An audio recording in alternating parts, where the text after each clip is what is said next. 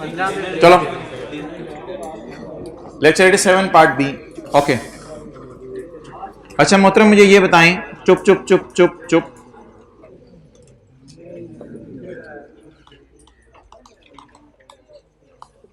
IS 23 boring cost,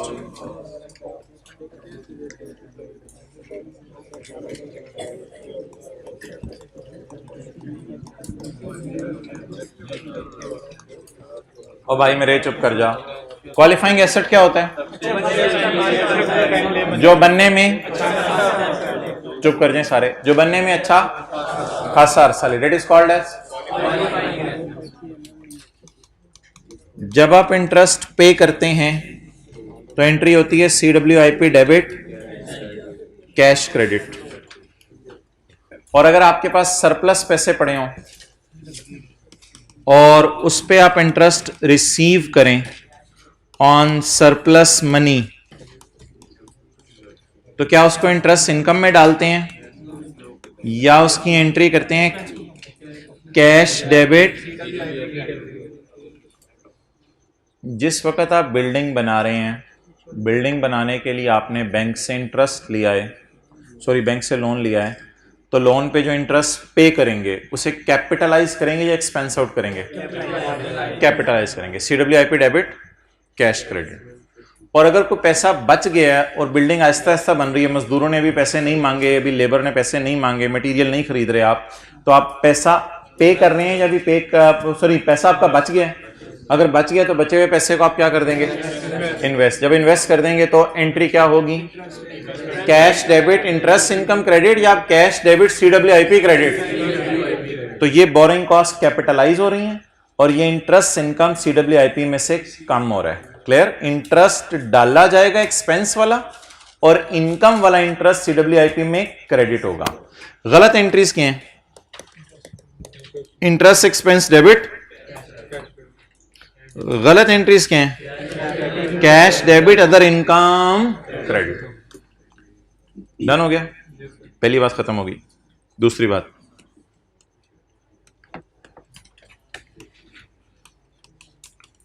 ये जी provision for doubtful debt का account है और ये डेटर का अकाउंट है।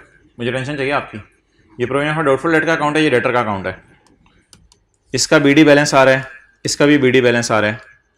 मिसाल के तौर पे 10 रुपये, इसका बैलेंस 100 रुपये। अच्छा, जो बैड डेट होंगे, bad debt return of, actual bad debt return of, तो डेटर पैसे लेके भाग गए। इस बैड डेट रिटर्न ऑफ को डायरेक्ट P&L में ले जाएंगे या इस बैड डेट रिटर्न ऑफ को प्रोविजन अकाउंट में डाल देंगे ताकि वहीं से गेन लॉस निकल आए? प्रोविजन में डाल देंगे। तो जो actual bad debt right of होते हैं उन्हें आप कहां डालते हैं? प्रोविजन के अकाउंट में। इंस्टेड ऑफ P&L प्रोविजन के अकाउंट में डाल देते हैं। कितना जी? जनरल एंट्री की नरेशन मैं नहीं लिख रहा, वो साइडें आपको मैंने समझा दी। P&L तो फिर खाली रह जाता है। नहीं नहीं, P&L खाली नहीं रहता। फर्ज करें कैरी डाउन ऑफ 97 बचा, तो अब आप क्या करेंगे? कैरी डाउन पे फर्ज करें हमारे प्रोविजन का अंदाजा बढ़ गया या हमारी सेल और हो गई, सेल हमारी 100 रुपये हो गई। तो अगर सेल हमारी 100 रुपये हो गई तो 200 जमा -3 197। अब आप मुझे बता दें 197 पर अगर मैं कहता हूं 10% मेरी प्रोविजन है तो 19.7, ये सारी बातें आपने पढ़ी हुई है FR1 में, इंट्रो में। 19.7, ठीक है जी। Now this is called as bad debt expense. ये अल्लाह का शुक्र है दोनों चीजों को ले जाएगा। ये उस 3 रुपए को भी P&L में ले जाएगा और 10 और 19 के डिफरेंस को भी उठा के P&L में ले जाएगा। 12.7, 10 और 19 का कोई डिफरेंस है उसको भी उठा के P&L में ले जाएगा और 3 रुपए को भी उठा के किधर ले जाएगा? P&L में। What will be my extracts in P&L? Only 12. Bad debt written off will never go on the move of P&L. Rather, it is adjusted against provision. It is adjusted against. घर जाके आपने revise कोई नहीं करना, मुझे डर लग रहा है। तो बताते नहीं बार बार। ब्रॉड डाउन कितना था और इसका brought down 10। Cell return of ना इधर जाते हैं, ठीक है।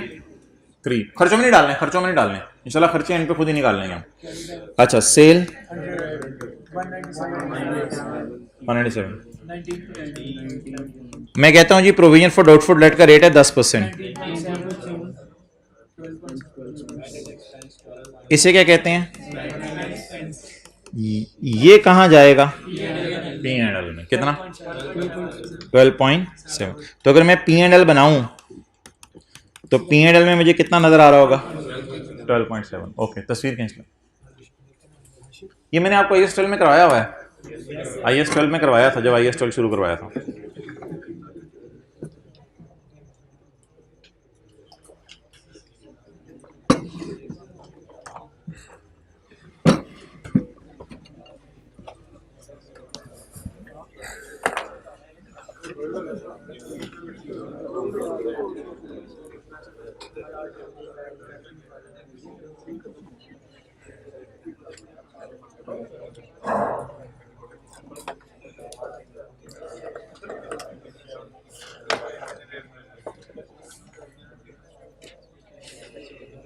मेहरबानी तुसी मोबाइल कट लिया।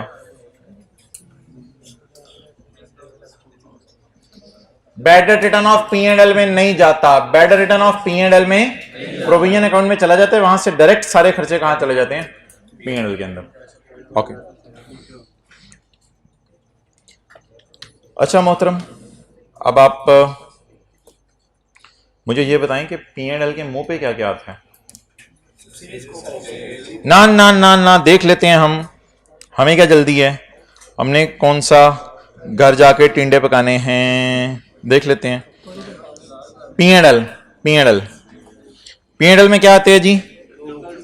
लोकल सेल, एक्सपोर्ट सेल छोड़ो, ये डिस्काउंट छोड़ो, बस सेल आती है। फिर कॉस्ट ऑफ, फिर एडमिन एक्सपेंसेस, डिस्ट्रीब्यूशन एक्सपेंसेस। अभी बाकी जरा छोड़ दें, मैं अभी बाकी आपको नहीं करवाना चाहता अभी।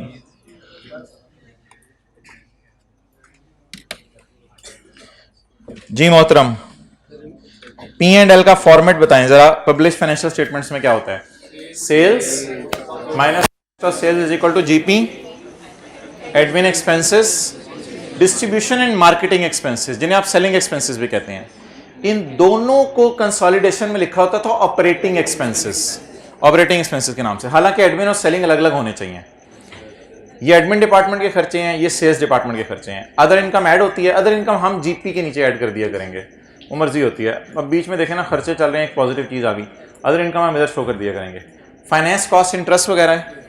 और ये PBT आ गया, ये क्या है? ऊपर देख लेना, CTE और DT। और ये क्या आ गया? PAT, profit after tax. Earning per share तो नहीं आपके सिलेबस में? FR1 में पढ़ ली हुई है, FR1 में अर्निंग पर शेयर, EPS कहते हैं, अर्निंग पर शेयर। कमाल है यार, मैंने समझा NRV कहते हैं। और खीर हुई यार, इन्होंने मुझे बता दिया EPS किसे कहते हैं। ये जबरदस्त यार, चेक के लगा करूं।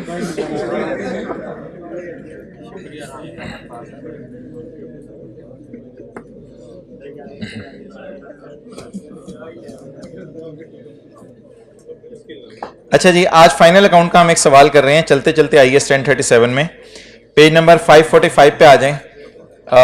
जो फिजिकल में बैठे हुए ऑनलाइन वालों का तो लेक्चर अभी चलता रहेगा, फिजिकल वालों को इंशाल्लाह अभी मैं देता हूं। मुझे आप ये P&L का मुंह जरा देख के बता दें कि पेज नंबर 545 P&L का मुंह देख के बता दें इसमें कोई मसला। यार इधर कैमरा कर दो, किसी ने तस्वीर खींचनी है तो एक दफा। ये पिछला पार्ट A वाली तस्वीर है।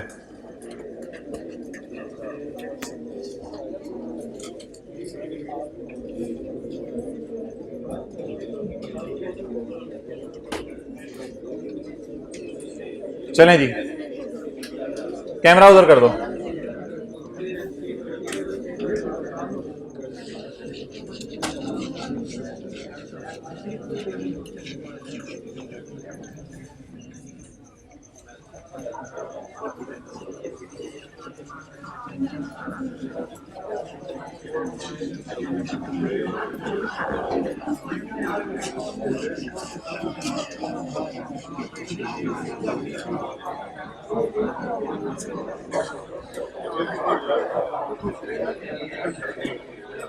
जहन में क्या रखें?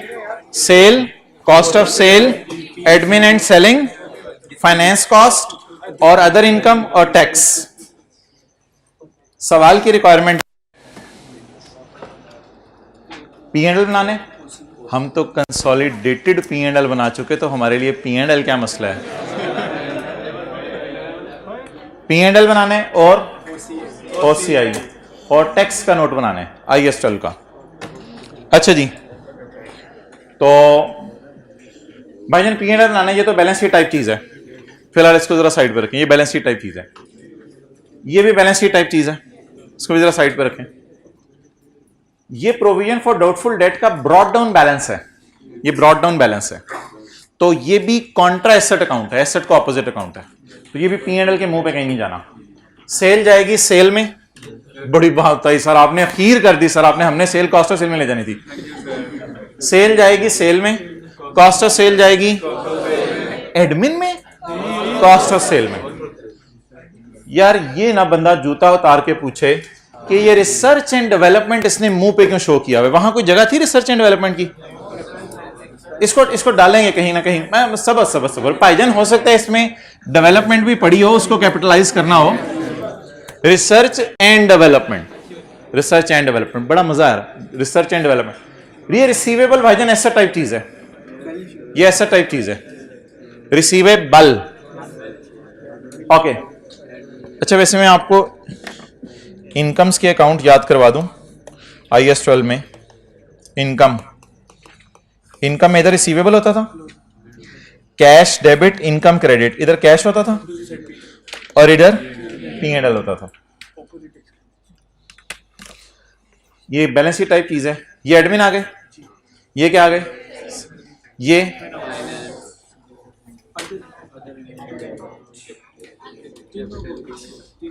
बोंगा,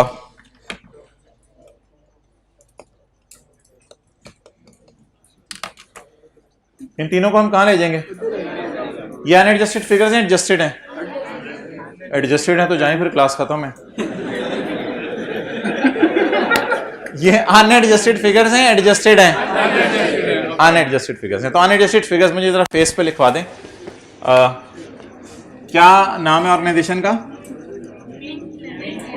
लेमनेड नहीं है, मिंट लेमनेड है।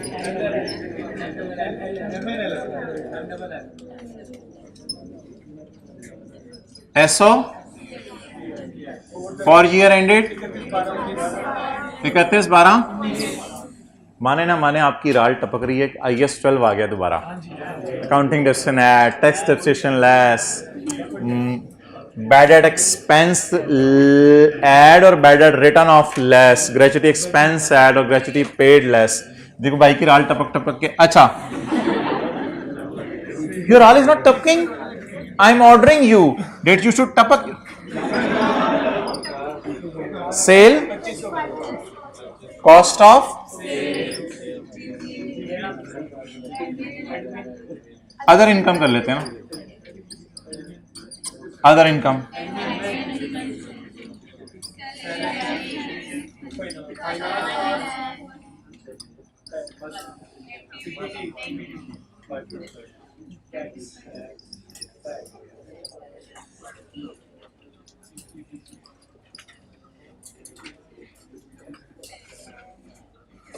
एड OCI और फिर TCI आ जाएगा एंड पे। जगह मैंने छोड़ी है जानबूझ के, एड OCI और TCI आ जाएगा।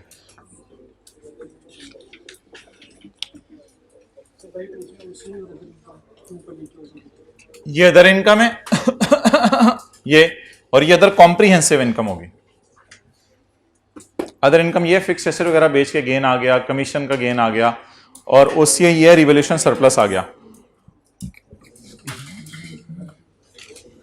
आज ना ये सवाल आपके अंदर उतरता चला जाएगा, फील कीजिएगा, उतरता चला जाएगा।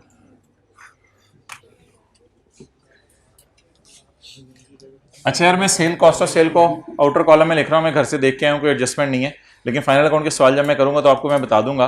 पेपर में इनर कॉलम में भी लिख लेंगे तो कोई मसला नहीं है। सेल कॉस्ट ऑफ सेल को मैं आउटर कॉलम में लिख रहा हूँ 2500 और 1320।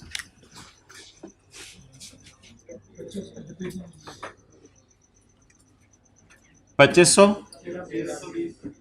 1320 1180। खुदा के लिए कैंसिलेशंस नहीं करनी, कोई कंसोलिडेशन नहीं है।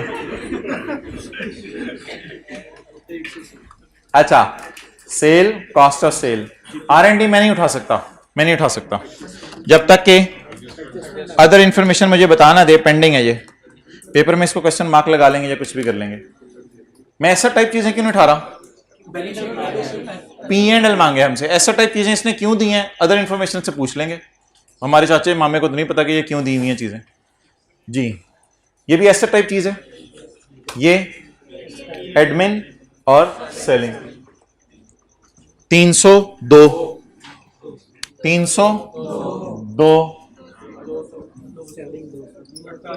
200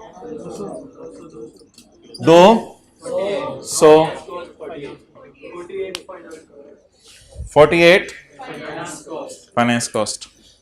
मजा आ रहा है आज।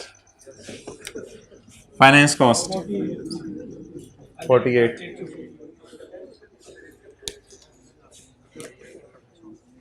डिविडेंड इनकम क्या होगी? अब पेरेंट ने शेयर खरीदे हुए किसी के सब्सिडरी के, उससे डिविडेंड इनकम है। भाई ये सेपरेट फाइनेंशियल स्टेटमेंट बन रही हैं, कंसोलिडेशन नहीं से करनी बाद में, खुदा के लिए। तो बस डिविडेंड इनकम में डाल दें बस चुप करके। हमने किसी के शेयर खरीदे होंगे ना, उससे हमें डिविडेंड आया, तो ये डिविडेंड है। हमने किसी के शेयर खरीद के बेचे होंगे, टैक्स पड़ा हुआ है। हमने किसी के शेयर खरीद के बेचे होंगे, उस पर कैपिटल गेन आया, और ये कोई हमारी अदर इनकम होगी जो बता भी नहीं रहे, शर्मा के हम। अदर इनकम, शायद हमने वलीमा करा लिया, सलामी मिली हो, ये अदर इनकम होगी।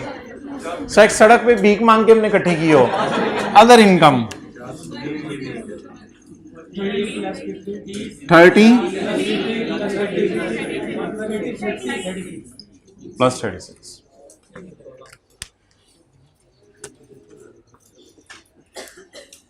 फाइनल अकाउंट के सवाल से एतबार से पहले सवाल करें या पहले IAS 12 के एतबार से सवाल करें?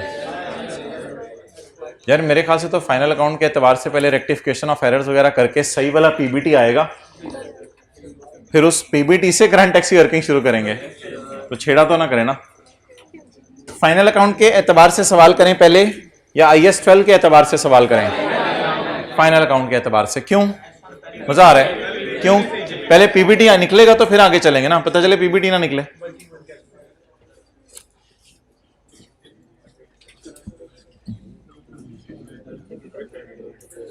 सर इन एसेट्स का क्या करना है? अदर इंफॉर्मेशन में कुछ बता देगा तो एसेट्स का भी कर लेंगे, वरना पढ़े हुए पढ़े रहने देंगे हमारी बिला से। ट्रायल टैली है नहीं, ना शेयर कैपिटल दिया हुआ, ना कैश एंड बैंक दिया हुआ है, पता नहीं कौन सा बिजनेस है, आधी आधी इंफॉर्मेशन दी है इसने हमें। ओके, पॉजिटिव नेगेटिव भी नहीं दिए हुए।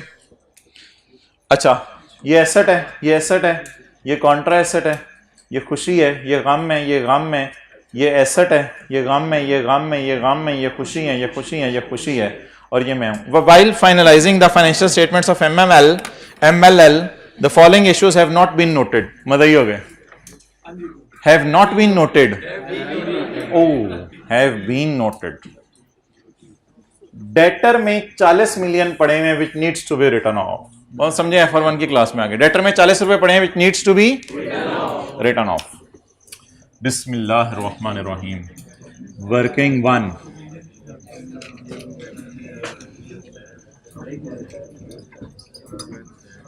बिस्मिल्लाहिर्रहमानिर्रहीम। Working 2,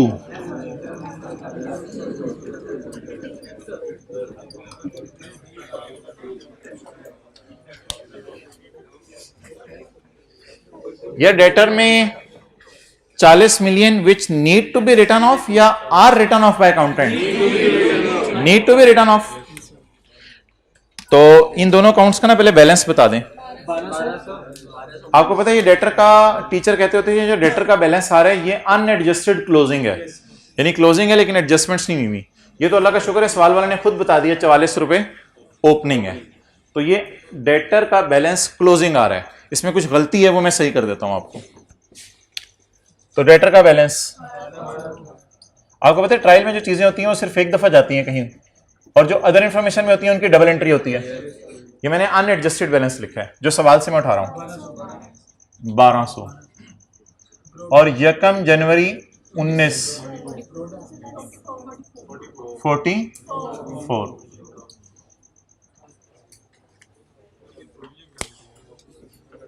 very easy question. नहीं सीम्स टू बी नहीं, इंशाल्लाह वेरी इजी। मैं ऐसे ही तो पहला सवाल आसान से उठा के लाया आपके लिए। फाइनल अकाउंट का पहला सवाल, ये 40 रुपए राइट ऑफ करने हैं, टू बी को अंडरलाइन कर लें, to be written off, write off करने हैं, करवाएं जी। अभी मैंने रिवीजन करवा दिया इसलिए। बोले ना खुदा के लिए P&L के मुंह पे ना लेके जाइएगा, मैंने मुंह पे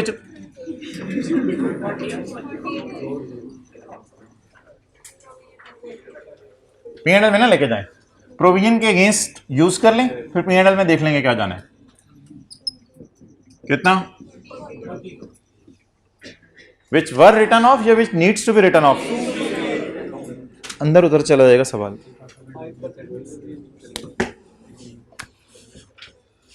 MLL मेंटेन करती है प्रोविजन कितने % पे। डेटर कौन से वाले पकड़ूं आप, सही वाले या गलत वाले। डेटर में कोई मसला था, सही कर दिया।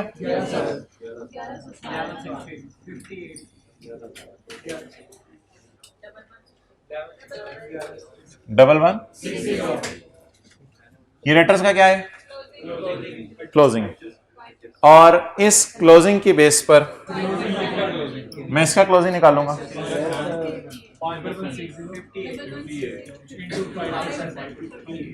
यार मैंने माना सवाल ज़्यादा आसान है और आप पे चढ़ा हुआ है इस वक्त, थोड़ा सा वॉल्यूम लो कर लें, तो वॉल्यूम लो कर लें।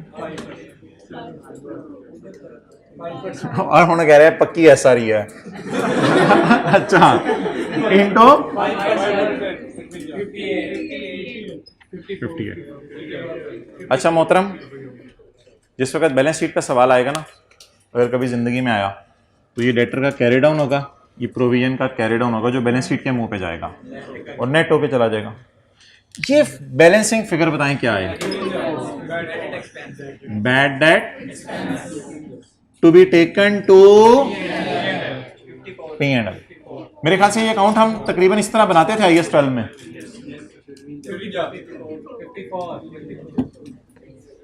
कहां डालूं 54 को। अच्छा मुझे वैसे अभी मैं लेटेस्ट ICAP का ट्रेंड चला है ना, मुझे सोल्यूशन में नहीं पता क्या किया हुआ है। ICAP का जो लेटेस्ट ट्रेंड चला है ना, जो provision for doubtful debt type खर्चे ना, इसको सेलिंग डिपार्टमेंट पे चार्ज करता है कि सेल वालों को चाहिए था कि रशीद को, कामी को, मन्ने को चीज़ें ना बेचें, चीज़ें बेच दी हैं तो उन्होंने जो है वो आगे से चूना लगा दिए, तो अब वो सेल डिपार्टमेंट का ये मसला है, तो इसलिए बेहतर है सेलिंग में डाल दें। आई डोंट थिंक, पता नहीं सोल्यूशन में मैंने कहाँ डाला हुआ है, इधर मुझे सेलिंग में डलवा रहा हूँ।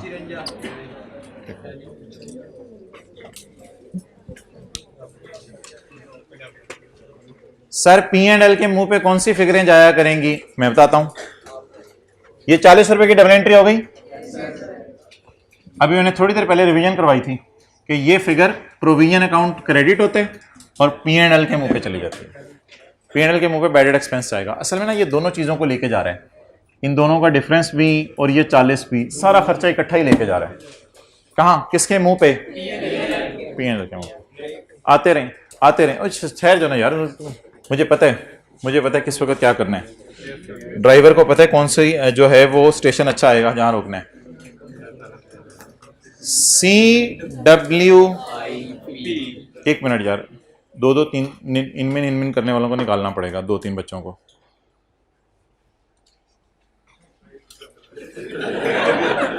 CWIP include interest of 84 on specifically acquired bank loan during the year.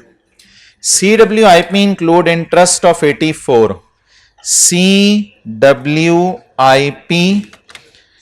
include interest of 84. CWIP include interest of 84. CWIP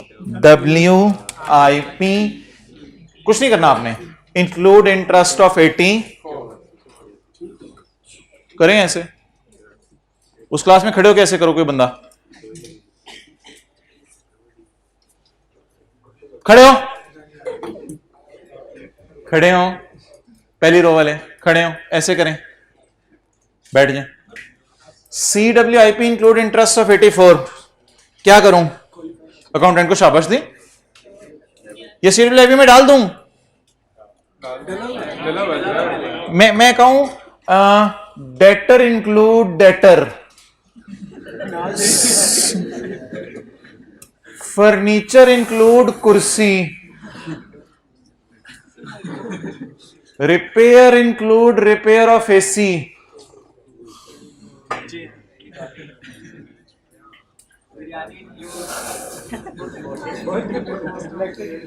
मोहतरम अब दीवाना तो नहीं हो जाना ना कि हर चीज में गलती ढूंढ रहे हो, नहीं मेरी निगाह से देखो, कोई इसमें भी तेरी निगाह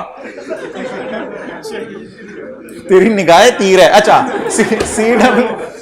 CWIP इंक्लूड इंटरेस्ट कॉस्ट या इनकम, इंटरेस्ट कॉस्ट ऑफ 84 जो कि लोन स्पेसिफिकली लिया था आपने CWIP वाला एसेट बनाने के लिए, क्या करें, ये इसको कुछ भी ना करें, इसको CWIP में पढ़ा रहने दें। जब IAS 12 की तरफ मूव करेंगे ना तो फिर बता दीजिएगा कि बोरिंग कॉस्ट की ट्रीटमेंट्स क्या थी, ठीक है। अभी इसको पढ़ा रहने दें, पढ़ा रहने दें, कोई मसला नहीं। However, interest of 16 million earned, paid नहीं, earned, received वाला ना। However, interest of 16 million has been included in। अच्छा एक मिनट यार, कोई बच्चा पूछ रहा है कि ये वाली लाइन क्यों नहीं पढ़ी, पता नहीं मुझे ख्वाब आया है, ये वाली लाइन मैंने इसलिए नहीं पढ़ी कि IAS 12 की है, एज पर टैक्स लॉस बोरिंग कॉस्ट, ये IAS 12 की लाइनें हैं, तो ये मुझे तब पढ़ाइएगा जब मैं क्या करना करूंगा, IAS 12 करूंगा। However, 16 million earned by investing surplus funds available from bank loan, bank loan से जो सरप्लस पैसा था उससे अर्न किया। यार ये अर्न वाला कौन सा होता है, रिसीव वाला होगा ना, तो जो बैंक से रिसीव वाला इंटरेस्ट किया, इंक्लूडेड इन, कहां डाल दिए, अदर इनकम में। वलीमे वाले पैसे नहीं है, अदर इनकम में वो नहीं पड़े हुए, ये भी पड़ा हुआ है अदर इनकम में। अदर इनकम में इंक्लूड होना चाहिए था या CWIP क्रेडिट होना चाहिए था? आपके जहन में रॉन्ग एंट्री क्या आ रही है जो अकाउंटेंट ने कर दी है?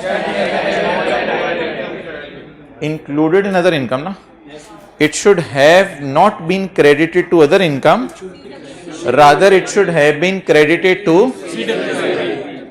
let me bowl again, let me jhad the fool, cash debit other income credit, it has been included in, however it should not have been credited to other income, rather it should have been credited to। आसान adjustment थी, मुश्किल थी ये वाली? आसान थी, आसान थी। चलें जी, रॉन्ग एंट्री बताएं, छोटी छोटी करके बुक पे लिखें, बोलें बोलें बोलें। कैश, यार चुप चुप रहो यार, कैश डेबिट कितना जी, ओरिजिनल एंट्री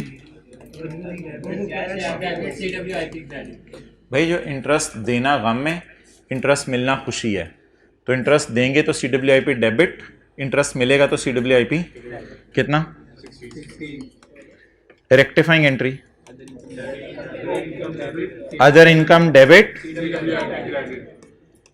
कितने से, 16 से, डन।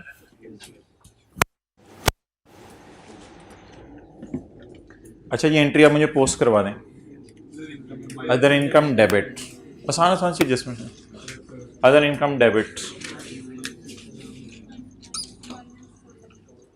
-16, ये अकाउंटेंट की गलती मैं सही कर रहा हूँ।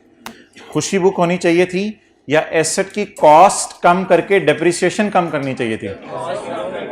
कॉस्ट कम होती है ना एसेट की, तो डेप्रिसिएशन फिर कम हो जाती है। तो इस तरह खुशी बुक होनी चाहिए थी, ये अजीब तरीके से खुशी बुक कर दी है। और CWIP क्रेडिट, CWIP यार मैं बैलेंस शीट बना नहीं रहा, लेकिन अगर आपको ज्यादा मसला है ना तो मैं फिर इसमें फेस पे ये सही कर देता हूं। अगर आपको ज्यादा मसला है तो -16 यहां लिख लें। कल आपको बैलेंस शीट का सवाल आया हो तो आप परेशान बैठे हो तो फेस पे -16 लिख लें, ताकि ये रेक्टिफाइंग एंट्री की जो डबल का चस्का है ना आपका, कि डबल एंट्री पूरी हो जाए, वो पूरा हो जाए। और ये चस्का बड़ा अच्छा है, डबल एंट्री पूरी हो, तो डबल एंट्री पूरी कर लें।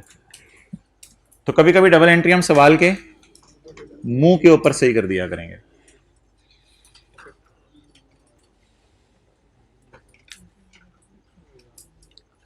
एज पर टैक्स लॉस को भी पढ़ें या ना पढ़ें?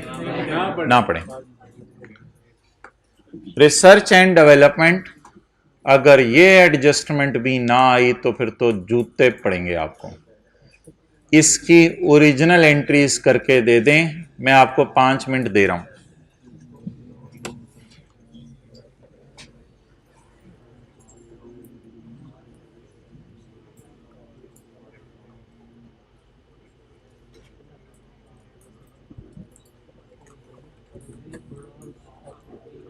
इतना वाजे है सवाल के और कुछ रह नहीं गया पीछे, एक एक तारीख बताई हुई है उसने। यार एक लाइन में काट रहा हूं, ये मैं काट रहा हूं, ये मैं कब पढ़ूंगा? जब IAS 12 करना हुआ।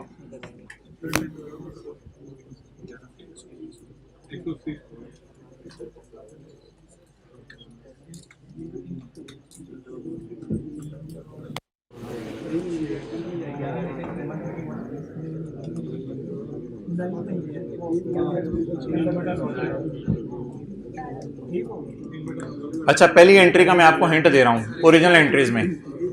Expense debit, intangible debit, cash credit, figures post कर दें। Expense debit, intangible debit, cash credit, figures post कर दें। पहली एंट्री ओरिजिनल लिखें, expense debit, intangible debit, cash credit. Expense debit, intangible debit, cash credit. कुछ को खर्चे में डाल दें, कुछ को इंटेंजिबल की कॉस्ट में डाल दें, कैश क्रेडिट कर दें। ये ओरिजिनल एंट्री का हिंट दे दिया मैंने आपको।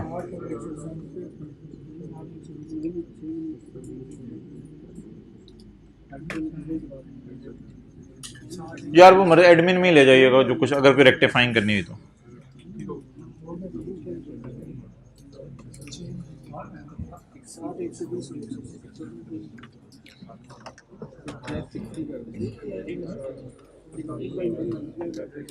जी मोहतरम,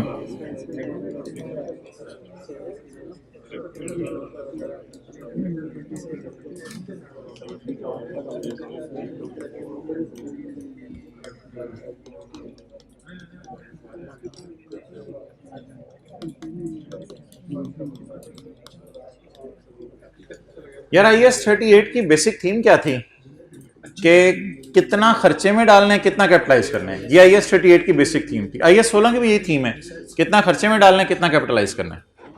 सच्ची सच्ची बताएं, मजा आ रहा है ना? बिल्कुल नॉर्मल चीजें जो पढ़ी हुई हैं। अच्छा, रिसर्च एंड डेवलपमेंट रिप्रेजेंट। यार एक बात जरा जिंदगी में सुन लें, एक होते इंक्लूड, एक होते हैं रिप्रेजेंट।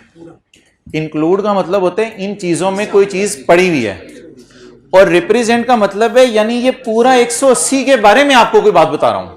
R&D रिप्रेजेंट, जैसे ही सवाल वाले ने कहा ना R&D रिप्रेजेंट, तो हमने कहा कौन सा R&D रिप्रेजेंट, ऐसे हमने एकदम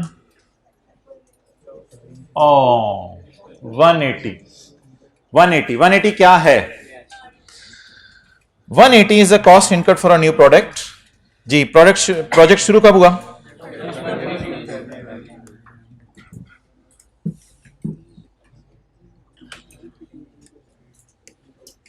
प्रोजेक्ट शुरू कब हुआ बबलू? यकम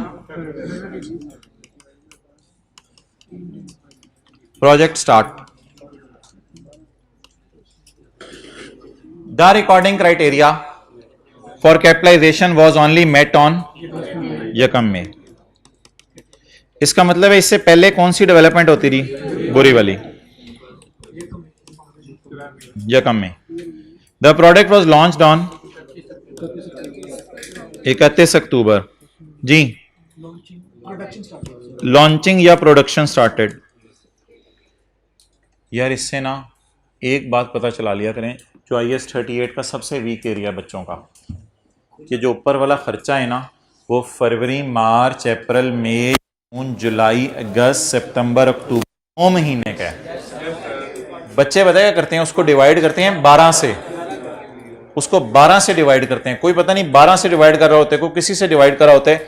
इसमें जो क्रिटिकल चीज है ना, साइंसदानों को आपने लैब में घुसाया कब और साइंसदानों को आपने लैब से निकाला कब। साइंसदानों को घुसाया कब लैब में? जब प्रोजेक्ट शुरू हुआ। साइंसदानों को निकाला कब लैब से? जब प्रोजेक्ट खत्म हुआ। तो ये सबसे क्रिटिकल और डेलिकेट और नाजुक एरिया है IS 38 का, कि आप उस खर्चे को समझा करें कितने अरसे का है। मुझे बता दें ये खर्चा कितने अरसे का है। तो project duration is 9 months. Project कितना सा चला? 9 मंथ्स। अब अगर 180 को मैंने कुछ भी करना है ना, तो मैं क्या करूंगा, उसे divided by 9, divided by 9 multiplied by फरवरी मार्च अप्रैल, डिवाइडेड बाय 9 मल्टीप्लाइड बाय फरवरी मार्च अप्रैल खर्चे में डाल दूं, डिवाइडेड बाय 9 मल्टीप्लाइड बाय मई जून जुलाई अगस्त सितंबर अक्टूबर एसेट में डाल दूं। कितना है? 180 इंटू और 180 इंटू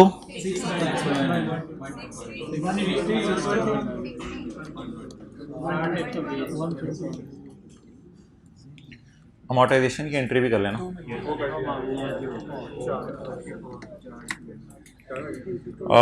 लाइफ कितनी है? 5 साल। अमोर्टाइज कब से करना है? नवंबर दिसंबर से 2 महीने। तो 2/12 करना कौन लोग भूल गए थे? हमने अमोर्टाइजेशन ही नहीं निकाली, 2/12 कहां से करना था हमने जी।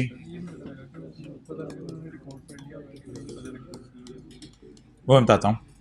अमोर्टाइजेशन एक्सपेंस डेबिट और इनटेंजिबल एसेट अकोमोडेटेड अमोर्टाइजेशन भी कर सकते हैं। वो कितना जी? 1 इंटू 120 डिवाइडेड बाय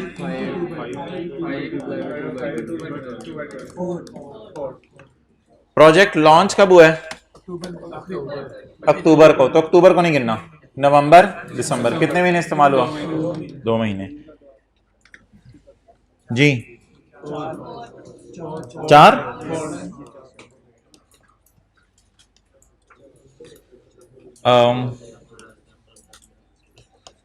अकाउंटेंट ने क्या किया रॉन्ग?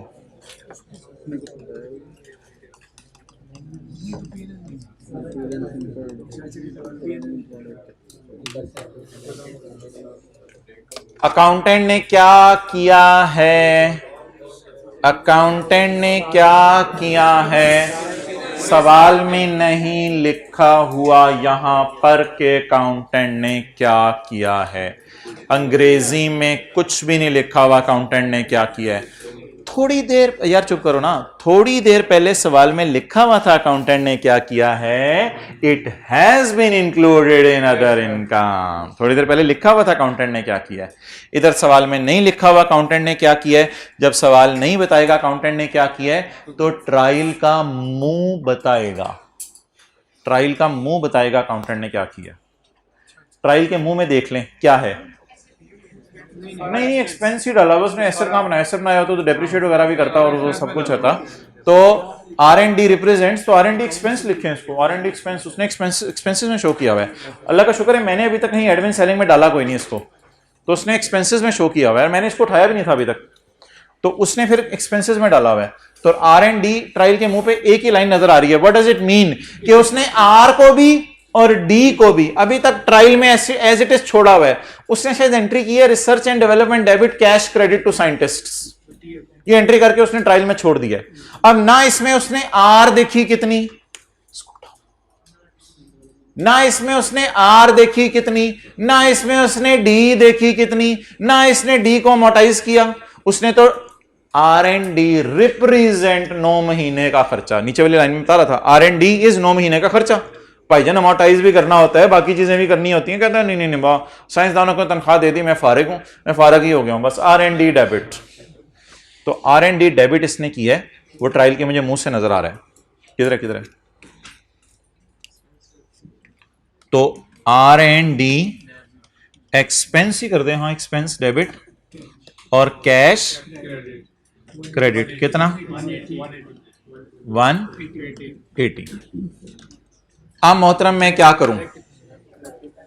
Rectifying entry. सारे इधर देखते रहे, देखते रहे, देखते रहे। कैश होना चाहिए था क्रेडिट, हो गया, ज्यादा ही हो गया। कैश होना चाहिए था क्रेडिट, हो गया। क्या करूं? कुछ भी नहीं, कुछ भी नहीं। R and D expense account type debit नहीं होना चाहिए था। आपको पता है? मुझे जरा बताने दो, आर एंड डी एक्सपेंस या आर एंड डी टाइप जो भी अकाउंट है ना, अकाउंटेंट ने जो खोला हुआ है बोंगा सा, ये डेबिट नहीं होना चाहिए था। आर एंड डी डेबिट नहीं होना चाहिए था। जो अकाउंटेंट ने डेबिट कर दिया टीचर, ओ बाबा बाबा इधर देख, जो अकाउंटेंट ने डेबिट कर दिया टीचर कहते थे उसको उल्टा दो, यानी रॉन्ग को दोबारा पोस्ट करते हैं, रॉन्ग को उल्टाते हैं। अकाउंटेंट ने आर एंड डी को क्या कर दिया है?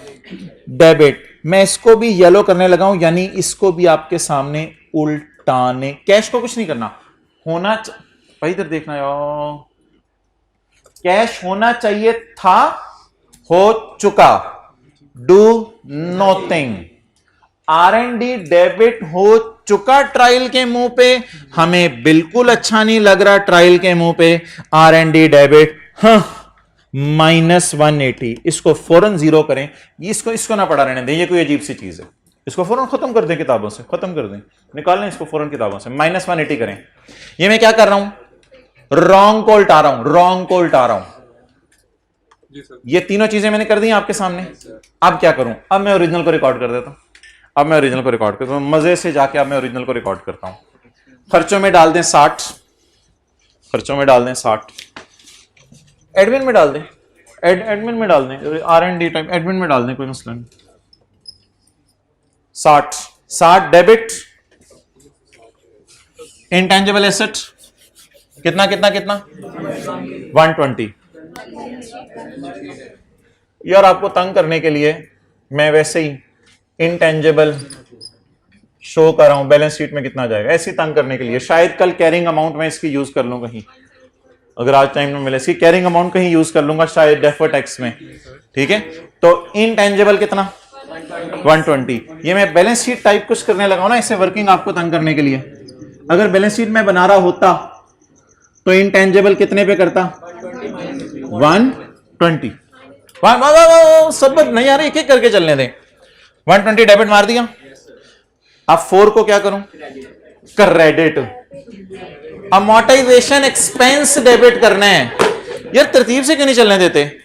अमोर्टाइजेशन एक्सपेंस डेबिट कितने से? +4 एडमिन में डाल दे। Amortisation expense debit, intangible asset credit. Intangible asset तो बता दें बैलेंस शीट में कितने पे नजर आएगा? 116 पे। चलें जी, बच्चों वाली चीज दोबारा करते हैं, सारी एंट्री दोबारा पोस्ट करते हैं। तूने चुप रहना है, सारी एंट्री दोबारा पोस्ट करते हैं, ऐसे शक्ल ना बना। इसके बाद आपका जो जो मशवरा हुआ ना, मैं 5 मिनट की ब्रेक लूंगा और आपके मशवरे लूंगा। आप जिस तरह चलाने को कहेंगे उस तरह इंशाल्लाह चलेंगे। टाइम लगता है तो लगे, कोई मसला नहीं, मुझे मेरे तरीके से पहले चलने दें। ओरिजिनल एंट्रीज पे किसी को एतराज? ये तो IAS 38 में की हुई है। फाइनल अकाउंट में कभी कभी अदर इंफॉर्मेशन बता दिया करेगी गलत एंट्री क्या हुई है, कभी कभी ट्रायल का मुंह बता दिया करेगा। ट्रायल का मुंह क्या बता रहे हैं? ना आर अलग है, ना डी अलग है, ना कोई एसेट नजर आ रहा है। ट्रायल का मुंह एसेट से शो नहीं करा, तो ट्रायल बनाने वाले ने बस कोई आर एंड डी एक्सपेंस लिख दें, जो मर्जी लिख दें आप, आर एंड डी टाइप कुछ डेबिट कर दिया। ट्रायल के मुंह से ये एंट्री मेरी निकल आई, इसमें कोई मसला? इसको आप फाइनल अकाउंट में पोस्ट कैसे करना है। कैश क्रेडिट होना चाहिए था, हो गया। कोई बैलेंस शीट P&L में कुछ करूं, R&D को तो डेबिट नहीं करना चाहिए था, सही सही चीजों को डेबिट करना चाहिए था। किसको डेबिट कर दिया? इसको मैं इसलिए येलो कर रहा हूं कि इसे मैं डेबिट वाले को नहीं, मैं अभी सवाल नहीं लूंगा। बंद कम से देने की कोशिश कर रहे, सवाल वो स्पीकर नहीं चल रहा। इसको बंद करें एक दफा में। अच्छा, अब R&D डेबिट हो गया, R&D डेबिट हो गया। मुझे कैसे इल्हाम हुआ? ट्रायल का मुंह देखे, कुछ चीजें शक्ल से ही पता चल जाती है, बंदे की बतानी नहीं पड़ती। ट्रायल का मुंह देख के तिल शक्ल भी नजर आ जाता है, तो ट्रायल के मुंह से पता चल गया क्या R&D डेबिट हो। क्या करूं इसे? ये कोई अकाउंट है, पसंद आ रहा है आपको R&D टाइप कोई अकाउंट? ये तो अकाउंटेंट से लिफ्ट नहीं कराएंगे। इसे क्या कर दूं? ये मैंने किसको उल्टाया है? डेबिट हुए को क्रेडिट किया है। डन। अब ये सारी चीजें मैंने पोस्ट कर दी, अब मुझे एक एक करके पोस्ट कराने लग जाए। एक्सपेंस डेबिट, सवाल कोई नहीं बता रहा तो एडमिन में डाल दें। खैर, expense debit. Intangible asset balance sheet के मुंह पे debit, intangible asset balance sheet के मुंह पे डेबिट। अमोर्टाइजेशन एक्सपेंस P&L के मुंह पे डेबिट।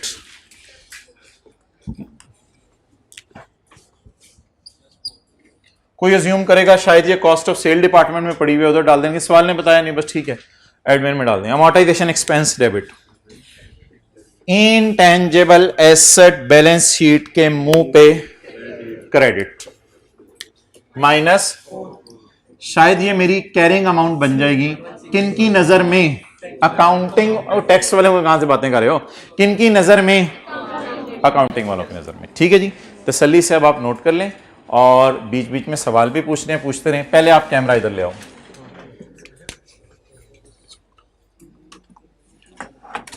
जी ना बैठ जाओ, मैं ब्रेक देने लगा हूं, 20 मिनट की ब्रेक देने लगा हूं, बैठ जाओ। चुप, नोट करें। कर लिए? रॉन्ग एंट्री भी नोट करें, पोस्टिंग खुद करें और आप सवाल पूछना शुरू करें। कहां?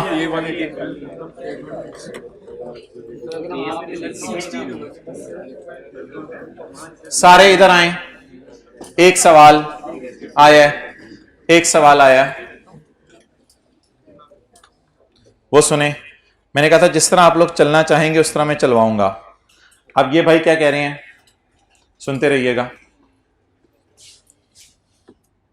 ये भाई कह रहे हैं कि मेरा दिल चाह रहा है कि 180 यहां उलटता, 180 यहां उलटता। इस तरह चलते हैं। रिलैक्स रहिएगा, कोई जल्दी। भाईजान यार इसको मुंह पर कर, वरना मेरे से क्लास में पढ़ाई जाती। ये भाई कह रहे हैं 180 वहां से माइनस करें। भाईजान किसी चीज को तब माइनस किया जाता है जब पड़ी हो, तो ठीक है, मैंने उठाई नहीं थी। मैं इनके कहने पर 180 को नया लाइन आइटम डालता हूं इधर, R&D। मेरे ख्याल से पब्लिश फाइनेंशियल स्टेटमेंट में R&D टाइप कोई चीज डालने की इजाजत नहीं है। इनके कहने पर मैं R&D उठा लेता हूं। इनके कह रहे थे ना, अब इनका कहने के मैं इनकार तो नहीं कर सकता। तो 180 इधर आ गया। अब 180 इधर नजर आ रहा है या ट्रायल के मुंह पे? मुंह से तिल उठा के आपने इधर लगा दिया। ठीक है, ऑप्शन आ जाएगी 4 सालों 10 सालों बाद तरक्की कर रही है दुनिया। तो R&D उठा के आपने इधर लगा दिया। अब आप कर लें अपने शौक पूरे, शौक ही पूरे करने हैं ना। अब आप कर लें अपने शौक पूरे। चलें जी, बिस्मिल्लाहिर्रहमानिर्रहीम। R&D उधर पड़ा हुआ है, वैसे तो आना नहीं चाहिए था, अजीब सी चीज है। हमने अभी पब्लिश फाइनेंशियल स्टेटमेंट देखी, R&D नजर नहीं आता, तो R&D उल्टा दिया। ठीक है जी, उल्टा दिया। मैंने ट्रायल के मुंह से उल्टाया है। ये कह रहे थे पहले वहां लेके जाएं फिर उल्टाएं, इनकी बात मैंने मान ली। इसके बाद खर्चा डेबिट, इंटेंजिबल डेबिट। खर्चा कितना? इंटेंजिबल 120, खर्चा डेबिट, एसेट क्रेडिट, खर्चा डेबिट, एसेट क्रेडिट। डन। कोई तीसरा वर्जन है तो बताएं। जी जी पूछते रहे, सवाल पूछते नहीं है, सवाल पूछने में कोई मसला नहीं। इतवार को यही तो मतलब कोई जल्दी नहीं है। अच्छा जी, एक तीसरा वर्जन। एक भाई यार तो ऐसे बात बढ़ाते रहोगे, इधर 180 ले आओ, नेट करके फिर एंट्रीज करना सोचना शुरू कर दो, उसमें तो बहुत टाइम लग जाएगा। तो मैं नेट करके एंट्रीज नहीं चलवा रहा, मैं सादा सा काम करवा रहा हूं। मैं क्या कह रहा हूं, नेट करके एंट्रीज करें या पहले रॉन्ग को उल्टाएं और ओरिजिनल को रिकॉर्ड करें। मैं जरा ज्यादा आसान काम करा रहा हूं, आप नेट करके करवाना। तो ठीक है, रेक्टिफाइंग कर दो आप, 180 इधर करके वो कर दो, नो प्रॉब्लम एट ऑल, चलेगा, कोई मसला नहीं। जी मोहतरम कितने? +60 +4। चलें जी नोट करें, +60 डाले, +4 डाले, 120 -4 डाले, 116। उस क्लास में किसी का सवाल, माइक ऑन कर लो यार अब। जी भाई एक मिनट पहले उनका ले लो। जी मोहतरम क्लियर? जी आवाज आ रही है। अगर हम सर फेस पे ले जाके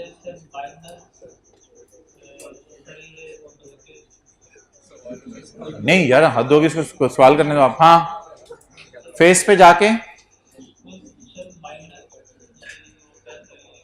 और वो करके फिर आप जो बैलेंसिंग होगा वो उधर ले आओगे। अगर सही फिगर आ रही है तो मुझे कोई एतराज नहीं।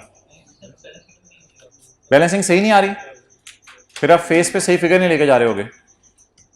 फिगर आप बोलो, फिर मैं बात करता हूं आपसे, आप लोग नोट करें।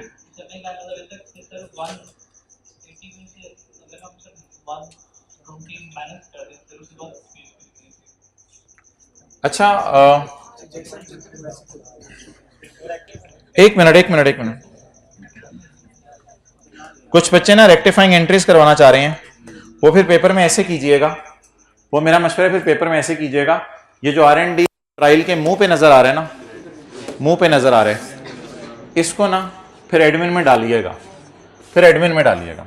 फिर किसी ऐसी जगह डालिएगा जहां से आपको उल्टाने को दिल कर रहा है, फिर इसको एडमिन में डालिएगा, फिर एडमिन में डालकर इधर भी ब्रैकेट में एडमिन लिखिएगा, सही है, और इधर भी ब्रैकेट में एडमिन लिखिएगा। अब एडमिन में जाना कितना था? 60, चला कितना गया? 180। कितना एडमिन के अंदर जो है ज्यादा चला गया? फिर वो लोग 180 में से 120 माइनस कीजिएगा ताकि 60 वो वाला आ जाए जो मैं ऐड कर रहा हूं। मोहतरम आपको समझ आई अब? नहीं ओके, जिस तरह आपने बोले उस तरह मेरी तसल्ली नहीं हुई, समझ आई अब आपको? हाँ, आप चाह रहे थे कि मैं इस तरह चलाऊं, एंट्रीज इस तरह भी चल सकती हैं, so it's all up to you. चलें जी वापस आ जाइए जिसमें मैंने किया था, +16 और +4। चलें जी इंशाल्लाह 4:20 में मिलते हैं। नहीं मैं बताता हूं क्या करना है। मैं आप लोग आ जाओ 4:20 पे, फाइनल अकाउंट के एतबार से ये सवाल खत्म कर लेते हैं और ISL के एतबार से ये कल कर लेंगे, तो टाइम इंशाल्लाह वही टाइम पे फारिग हो जाएंगे। आ जाएं, ले आओ इधर। अच्छा मोहतरम,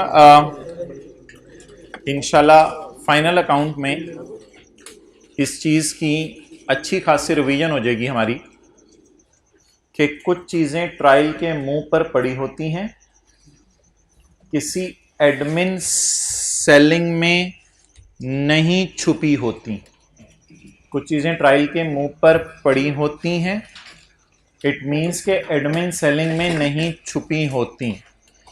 तो अगर कोई चीज़ ट्रायल के मुंह पर पड़ी है और मेरे ख्याल से मुंह पर होनी नहीं चाहिए, तो मैंने बारों बार ही फारिग कर दी। आप लोगों ने मुझे ऐसी एडमिन के चक्कर में डाल दिया, मैंने बारों बार ही फारिग कर दी। मैंने कहा जो तुमने डेबिट किया है R&D, मैं इस अकाउंट को तस्लीम ही नहीं करता। तो तुमने डेबिट किया R&D, मैं तुम्हें चपेड़ मार के R&D, समझ आ गया? बारों बार ही फारिग कर दें, बंदे को अंदर ही ना आने दें। तो बजाय के एडमिन सेलिंग में ये घुसे और घुस के कुछ करे, बारों बार ही इसको क्या कर दें? ओके। तो अच्छा मुझे ये बता दें, चलें वैसे ओरिजिनल एंट्रीज किससे हो जानी थी पेपर में? ओरिजिनल एंट्रीज तो IAS 38 आपने रिवाइज करके जाना था ना मेरे ख्याल से। तो अगर आज नहीं भी याद तो ओरिजिनल एंट्रीज बड़ी कंफर्टेबली हो जानी थी। ओके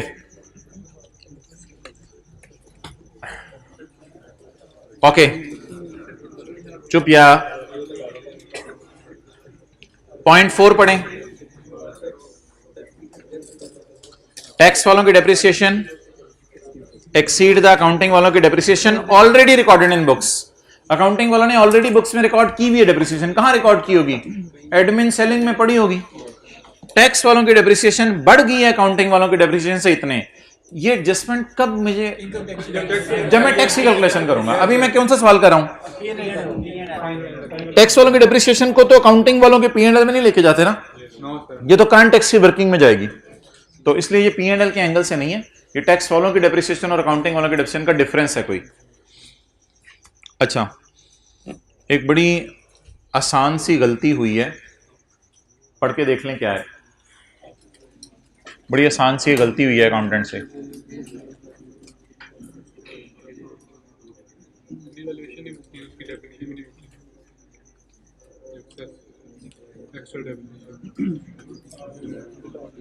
क्या उल्टाएंगे ऑलरेडी? इसको मैं इंशाल्लाह डिस्कस कर लूंगा। इसको मैं जब IAS 12 करूंगा ना तो फिर डिस्कस कर लूंगा। अभी से एडजस्टमेंट को मैंने काट दिया क्योंकि टैक्स वालों की डेप्रिसिएशन कुछ दी हुई थी ना।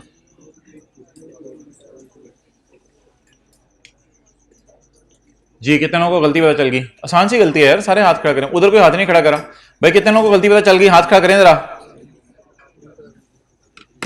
उसने रीवैल्यू किए बगैर डेप्रिशिएट कर दिया। तो उसने रीवैल्यू नहीं किया, एक ये भी गलती है। और रीवैल्यूड बेस पे जो डेप्रिसिएशन निकालनी चाहिए थी वो भी नहीं निकाली, बल्कि उसने डेप्रिसिएशन जरूर निकाली है लेकिन डेप्रिसिएशन जो उसे समझ आ रही थी उसने वो निकाल दिया। ये लाइन तो काटे ना, रिवैल्यूएशन का टैक्सेबल प्रॉफिट्स पे इफेक्ट नहीं है। ये IAS 12 के एतबार से पढ़ेंगे।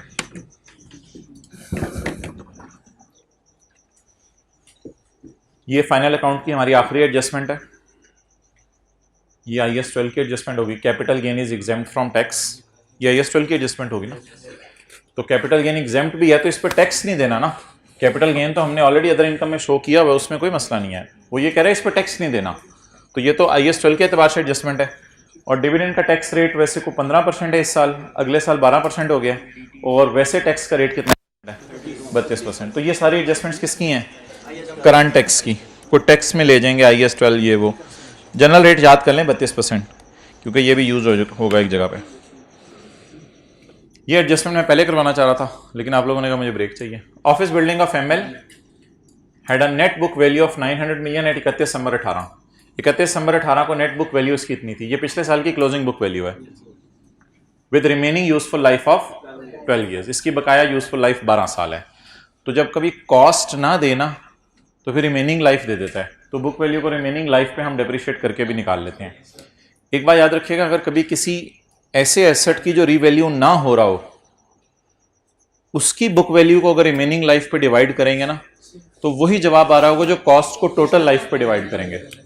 ऐसे तंग करने के लिए एक बात आपको बता देता हूं, रिवैल्यूएशन मॉडल भूल जाएं, कोई चीज है रिवैल्यूएशन मॉडल भूल जाएं। एक एसेट 100 रुपए का है, आपने इसको 5 साल पे डेप्रिशिएट करना है। आपने इसको 5 साल पे डेप्रिशिएट करना है। Cost divided by life is equal to कितनी? लाइफ 5 साल। Cost divided by life 20। Clear? Cost divided by life 20। अगर मैं ऐसे चलूं 100 माइनस 20 80 बीवी निकाल लूं और आप फिर डेप्रिसिएशन का एक और तरीका देखूं, बीवी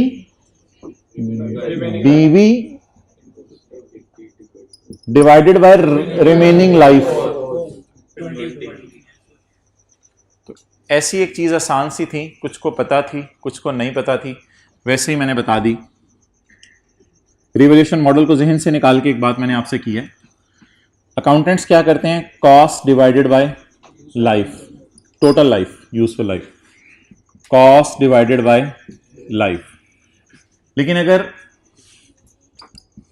100 माइनस 20 80 बीवी है, तो अगर बीवी डिवाइडेड बाय बीवी की रिमेनिंग लाइफ तो 80 डिवाइड बाय 4 भी क्या आ रहा है 20। तो इस तरह की बात उसने कोई की है। ऑफिस बिल्डिंग की पिछले साल की बीवी कितनी है 900 विद रिमेनिंग लाइफ ऑफ 12 साल। अगर मैं इसको रीवैल्यू ना करूं तो यही मेरी यकम जनवरी 19 की ओपनिंग बीवी बन जाएगी। तो यकम जनवरी 19 की ओपनिंग बीवी को मैं रिमेनिंग लाइफ 12 साल पे डिवाइड करूंगा, तो what will be my difference, जरा निकाल के रख लें।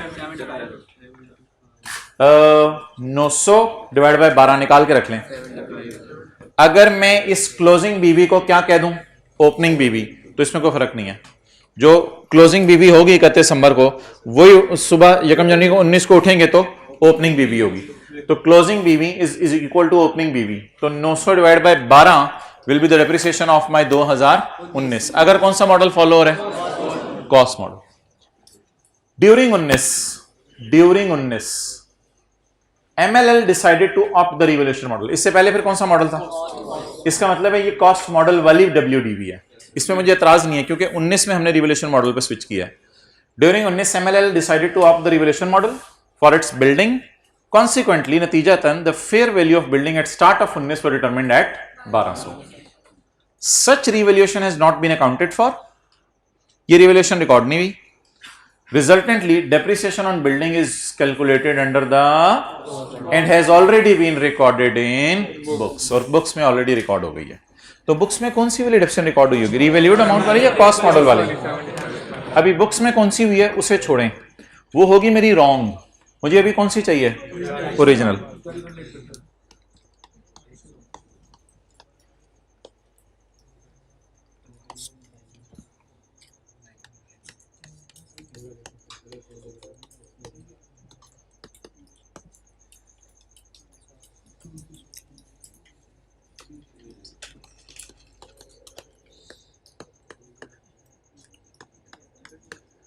याद आ रहे इतने ज्यादा कॉलम, याद आ रहे हैं ये कॉलम?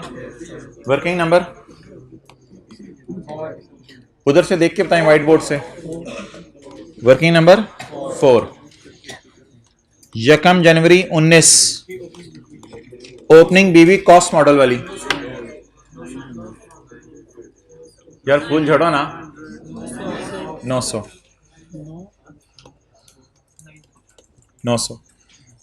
व्हाट इज पिछले साल की क्लोजिंग बीवी, व्हाट इज इस साल की opening BV 900, what is the revalued amount 1200, at what date it is, साल के शुरू में रिवैल्यू हुआ एंड पे?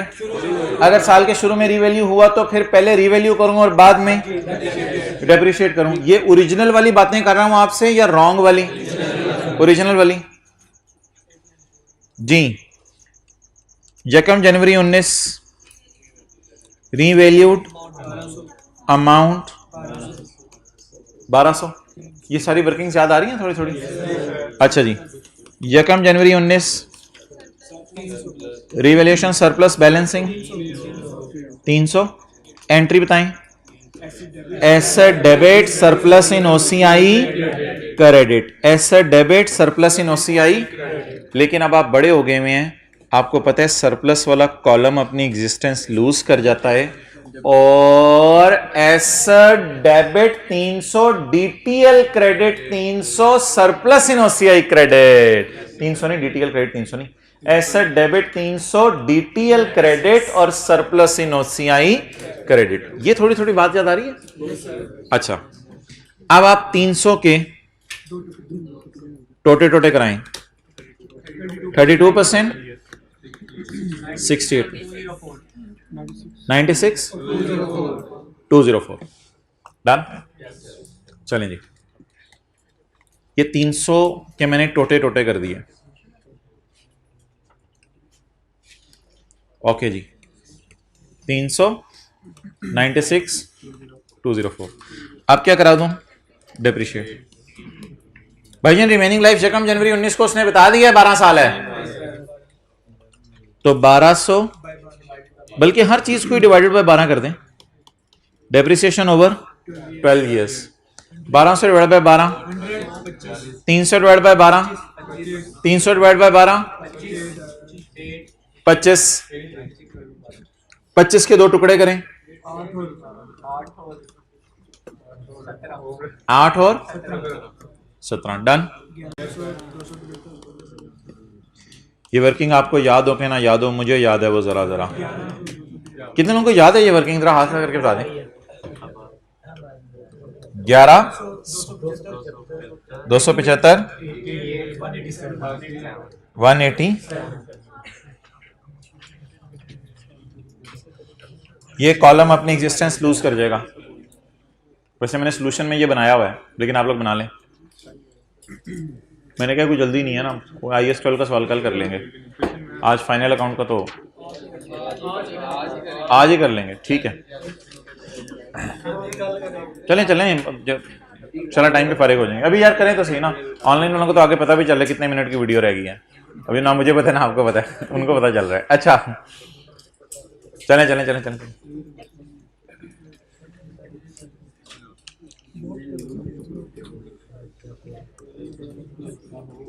यार इसकी एंट्री क्या होगी?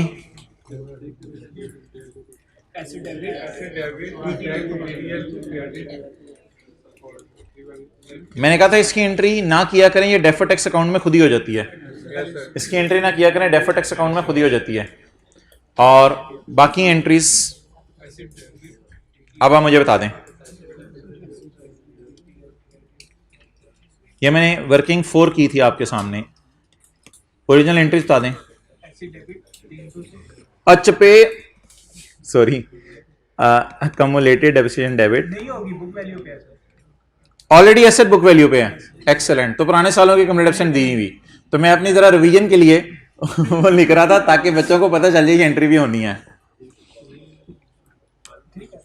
तो कम्युलेशन डेबिट एसेट क्रेडिट एंट्री होनी थी, लेकिन भाई कह रहे हैं इसको करें भी ना, क्योंकि ऑलरेडी एसेट किस पे पड़ा हुआ है? 900 पे पड़ी हुई है, या 900 की कम्युलेशन भी पड़ी हुई है? ऑलरेडी एसेट बुक वैल्यू पे पड़ा हुआ है। तो डायरेक्ट अब जो पीले की एंट्री करवाएं मुझे। एसेट डेबिट 300 से बोले 300 से DTL 96 सरप्लस इन OCI 204। अगली एंट्री बोले 100 रुपए की डेप्रिसिएशन डेबिट जी, कितने से? 100 रुपए एसेट बुक वैल्यू पे बन रहे, ठीक है, वो कोई मसला नहीं। अच्छा आगे चलें जी। 17 रुपए की entry revaluation surplus debit retained earning कितने से? 17 से। ये एंट्रीज कर लेंगे, very easy revision of previous topics. किसी को याद है सरप्लस का कॉलम तोड़ के 2 हिस्सों में तकसीम हो जाता है, टैक्स और नेट सरप्लस। अच्छा बच्चा तो वो होगा जो बच्चा रॉन्ग एंट्री बताएगा। अच्छा बच्चा तो वो होगा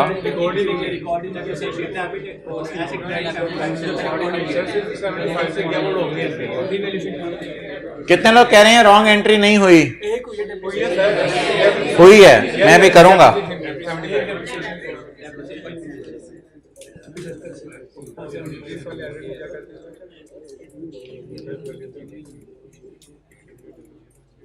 ये एंट्रीज तो भाईजान पड़ी नहीं है कई दफा।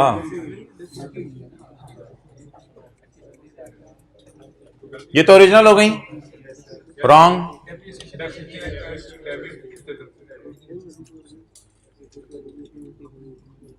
कभी कभी सवाल ना वाजे बता देते हैं। Depreciation on building under cost model has already been recorded. अच्छा कॉस्ट मॉडल पे फिर हमने फेयर वैल्यू को किया होगा या कॉस्ट को ओरिजिनल लाइफ पे? लेकिन कॉस्ट तो गिवन नहीं है, तो कॉस्ट को ओरिजिनल लाइफ पे या बीवी को रिमेनिंग लाइफ पे की बात है। तो हमने किसको किससे डिवाइड किया होगा? बीवी को remaining has already been recorded in books. और ऑफिस बिल्डिंग कहां पड़ी होगी? एडमिन में या सेलिंग में या कॉस्ट ऑफ सेल में? Office building cost of sale में पड़ी होगी। Office building cost of sale में पड़ी होगी, वो factory building cost of sale में पड़ी होती है। ऑफिस बिल्डिंग डिप्रेशिएशन कहां पड़ी होगी? एडमिन में। अच्छा जी, हमने किस पे कर दी है?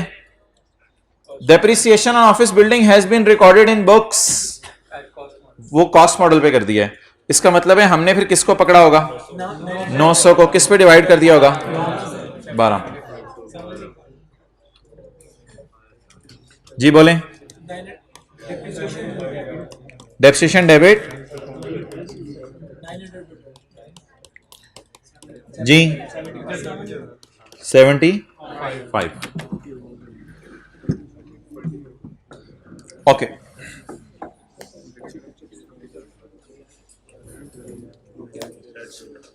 अब मोहतरम थोड़ा सा वेट कर लें, थोड़ा सा वेट कर लें। फाइनल अकाउंट का टॉपिक आप आ लेने दें।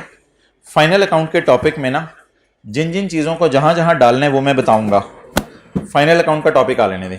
मैं सिर्फ जो चीज़ें हाईलाइट करने लगा हूं ना, आपने मैं सिर्फ P&L टाइप और OCI टाइप चीज़ें हाईलाइट करने लगा हूं।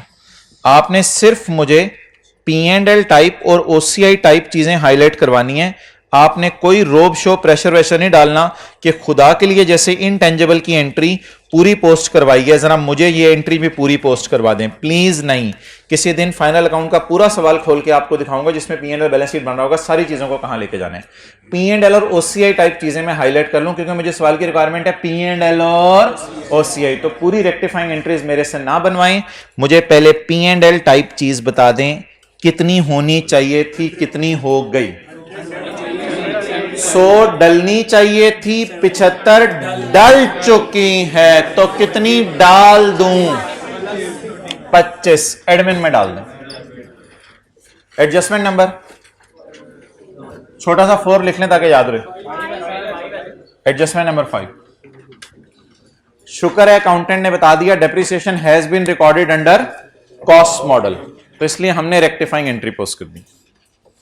पूरी एंट्री मैं आपको नहीं करवाऊंगा, इंटेंजिबल की पूरी करवाई थी, ये पूरी नहीं करवाऊंगा। क्यों नहीं पूरी करवाऊंगा? फाइनल अकाउंट में देखेंगे इसको पूरा। ये डेप्रिसिएशन की एंट्री होगी, बाकी सारी चीजें एक और चीज, OCI में कितना जाना है? 204। OCI में कितना जाना है?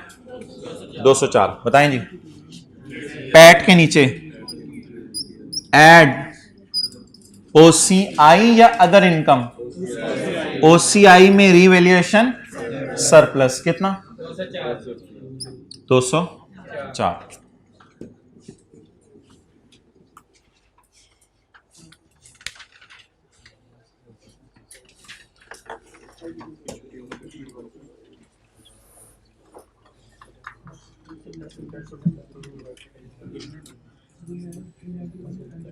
इधर आओ भाई। यार मैं आपको ये पहले भी बता चुका हूं, इसमें आप ज्यादा परेशान ना हुआ करें। फाइनल अकाउंट पूरा खुलने दें, फिर पता चलेगा। ये entry direct statement of changes in equity में होती है। ये entry statement of changes in equity में होती है, ये P&L के मुंह पे नहीं होती। सरप्लस भी स्टेटमेंट इन इक्विटी में नजर आता है, अर्निंग भी उधर नजर आती है, इसलिए इसके साथ OCI नहीं लिखा जाता। ये entry direct statement of changes in equity में होती है। कब करेंगे? इंशाल्लाह किसी दिन करेंगे हम, 10-12 दिन में फाइनल अकाउंट जब शुरू करेंगे तो ये पूरी एंट्रीज भी आपको मैं पोस्ट करा दूंगा। फिलहाल सिर्फ मैंने किस एंगल से चीज़ों को लेके चला हूं? P&L के एंगल से। P&L वाली चीज़ें उठाई हैं। ये बैलेंस शीट टाइप चीज़ है, ये बैलेंस शीट टाइप चीज़ है, ये बैलेंस शीट टाइप चीज़ है। ये मैंने आपको बता दिया डायरेक्ट मुंह पे किसके होगी? Statement of chain equity. ये बैलेंस शीट टाइप चीज़ है। तो मैंने खर्चों टाइप चीज़ें देखी, उनकी रेक्टिफाइंग एंट्री कर ली, और अकाउंटेंट तो मुंह से बोल रहा था कि मैं रिवैल्यूएशन की एंट्री करना भूल गया हूं। तो surplus in OCI credit amounting to ₹204। Okay, PBT निकाल दें, खुशी की खबर सुने। PBT निकाल दें बस ना, और क्या करना है? PBT निकाल दें। सारी एडजस्टमेंट मैंने पढ़ ली हैं। सर कौन कौन से इंपैक्ट रहेंगे इन एडजस्टमेंट्स के? अब इससे आगे जो हम काम करेंगे, जब भी करेंगे, आज करेंगे, कल करेंगे, जितना भी करेंगे, आगे जो काम करेंगे वो किस स्टैंडर्ड का होगा? IAS 12 का वो काम होगा। अदर इनकम 390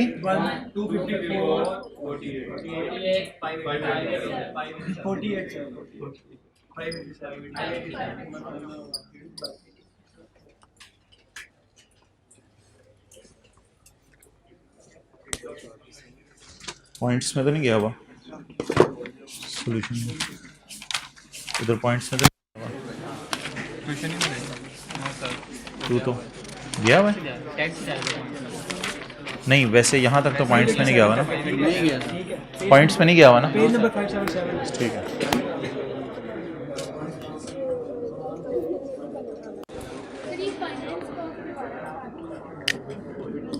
फाइनेंस का तो इंटरेस्ट एक्सपेंस है ना, गिवन है ट्रायल के मुंह पे।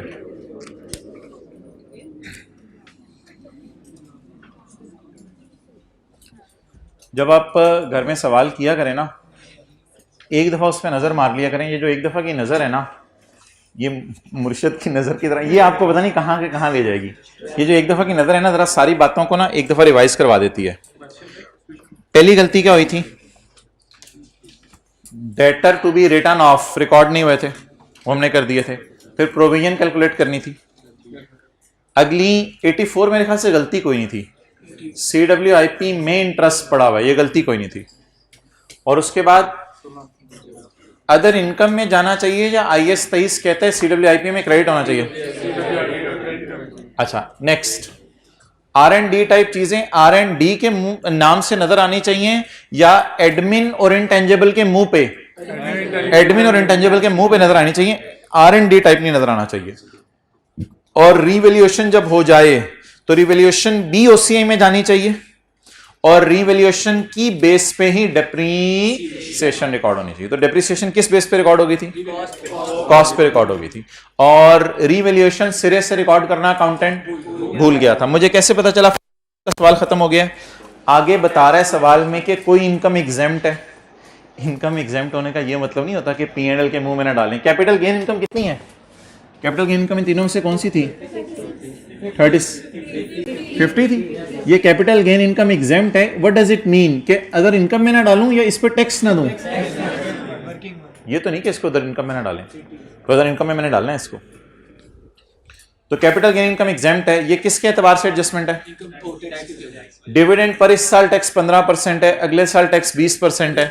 ये भी IS 12 के एतबार से एडजस्टमेंट है और एप्लीकेबल टैक्स रेट इज 32%। ये कितने मार्क्स का था?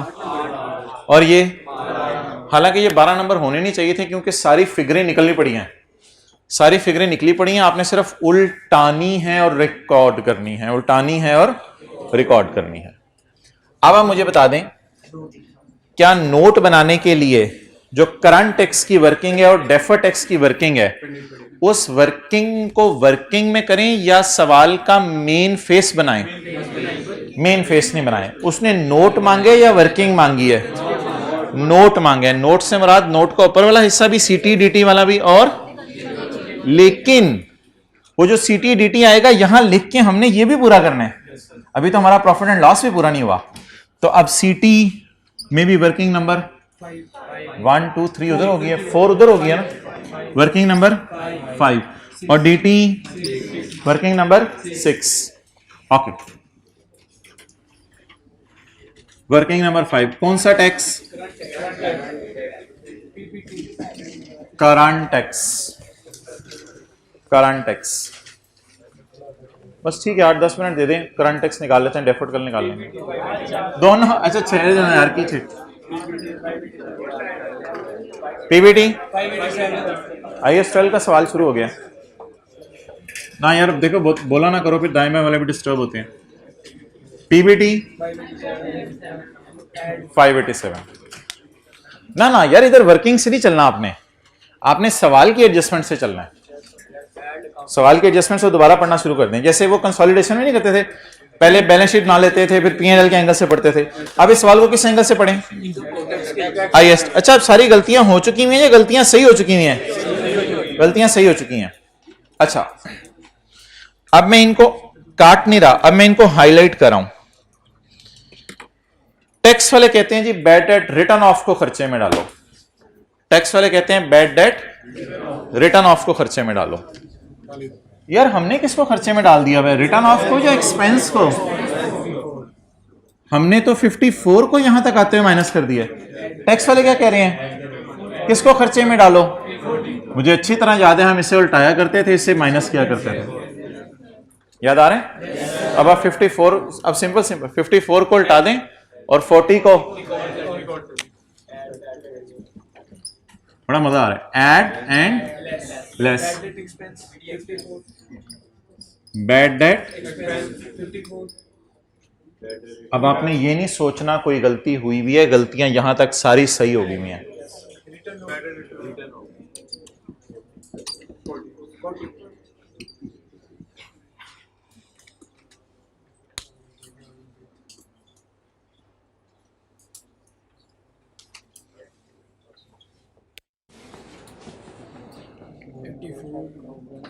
टाइम पता है क्यों लगता है?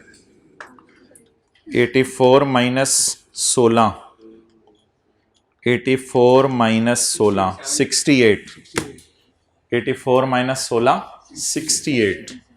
टाइम अब लगता है कि मैं 68 को लेस करूंगा, आप कहेंगे मुझे भूला हुआ है। कुछ को अल्हम्दुलिल्लाह याद होगा, मैं वो उन लोगों की बात नहीं कर रहा, वो होते हैं। अब मैं 68 को लेस करूंगा, आप कहेंगे क्या मतलब जानी, तो बड़ी पुरानी बात होगी ना, 2 महीने पुरानी बात होगी। मैंने आपको कहा था अकाउंटिंग वाले बैलेंस शीट में डालते हैं, टैक्स वाले उठा के उस चीज को खर्चे में डाल देते हैं, उठा के उस चीज, ये बात कितने लोगों को याद आई है थोड़ी सी? अकाउंटिंग वाले बैलेंस शीट के मुंह पे डालते हैं चीजों को, टैक्स वाले उसको उठा के खर्चे में डाल देते हैं।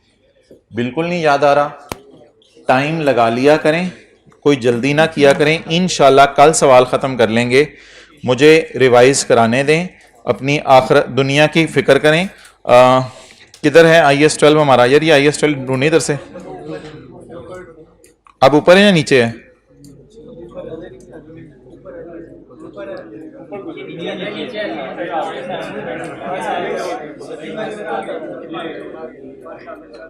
ब्लू कंपनी के नाम से एक सवाल हमने किया था क्लास, नहीं मेरे ख्याल से ऐसे ही निकल आएगा।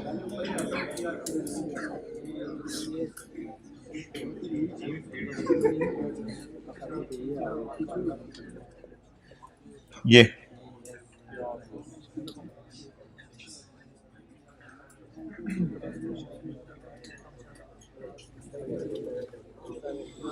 मैं अल्हम्दुलिल्लाह पूरा सवाल आपको रिवाइज कराऊंगा, क्योंकि आपने कहा कोई जल्दी नहीं है।